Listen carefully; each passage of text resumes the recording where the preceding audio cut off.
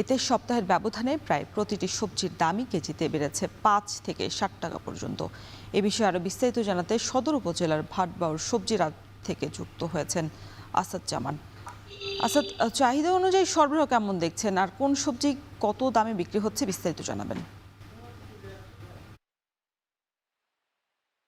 রওশন, আমি এখন রয়েছি মানিকগঞ্জ সদর উপজেলার ভাটবাউর সবজির আড়তে।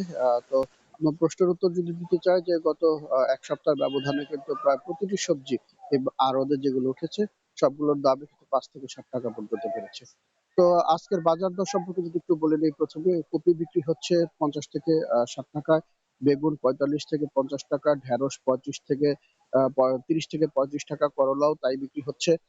পটল ৫০ থেকে ৫৫ টাকা, এবং টমেটো ৫৫ থেকে ৬০ টাকা, শসা ৬০ টাকা, কাঁচামরিচ যেটা রয়েছে সেটা ৫০ টাকা কেজি, এবং পেঁয়াজ বিক্রি হচ্ছে ২৮ টাকা, আর আলু ১৩ থেকে ১৪-১৫ টাকা কেজি বিক্রি হচ্ছে। অপরদিকে লেবু বিক্রি হচ্ছে ২০ টাকা কেজিতে। আমি কথা বলেছি আড়তদারদের সাথে, তারা মূলত জানিয়েছেন আহ গত টানা যে কয়েকদিন বৃষ্টি হলো, বৃষ্টির কারণে অধিকাংশ যে ক্ষেতে যে ফুলগুলো বা আসছিল সেগুলো কিন্তু ঝরে পড়ে গেছে। যার কারণেই কিন্তু যে সবজির সরবরাহ সেটা কিন্তু আগের মতো নেই।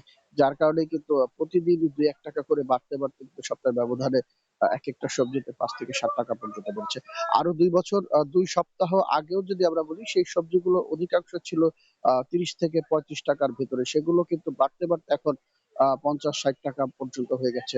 যারা কৃষক রয়েছে তারা বলছে যে আগে যে সবজি ক্ষেত থেকে প্রতিদিন ৩০-৪০ কেজি করে ফসল পেত, সেগুলো কিন্তু এখন কমে গিয়েছে। যার কারণে কিন্তু ওভারঅল সবকিছুতেই দাম বেড়েছে।